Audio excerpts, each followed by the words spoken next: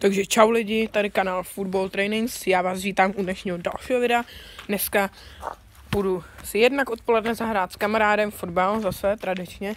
Ale teďka jsem se rozhodl, že natočím svůj trénink. Teď začal bych třeba trénovat kličky. A jakože taková střela, že jo? Klasika.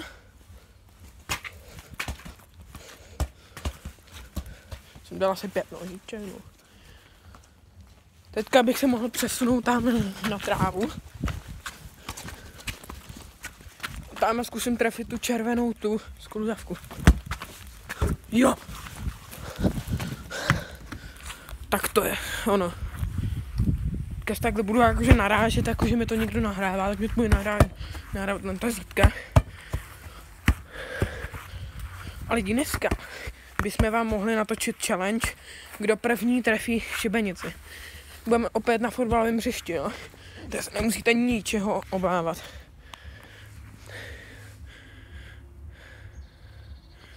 No lidi, tak si mě vidíte na té selfie kameře, tak jsem tady a tady je hrozný krásný školky. Teďka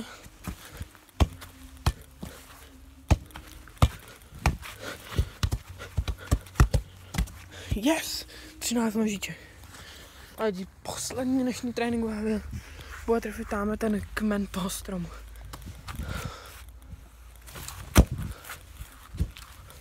Vedle. Schválně, jestli to dám celé, tak se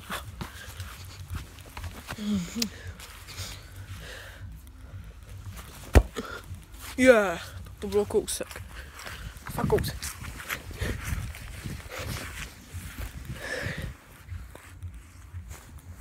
Jo. Takže lidi, dneska jsem se vytrénoval. Musím trénovat, protože přece jenom teďka, jak mám zrušené ty zápasy, tak se musím trošku hejbat, jo. A lidi, až budu mít tréninky, tak až bude trošku teplej, což bude asi až na jaře, tak si to víc užiju, to natáčení, jo, lidi. Takže, jestli se vám tento domácí trénink druhý z této série líbil, tak zanechte like a odběr, klikněte si vedle na tlačítko zvonečku, ať už nepřijdete o moje nová videa. Mějte hezky a čau, Football Trainings!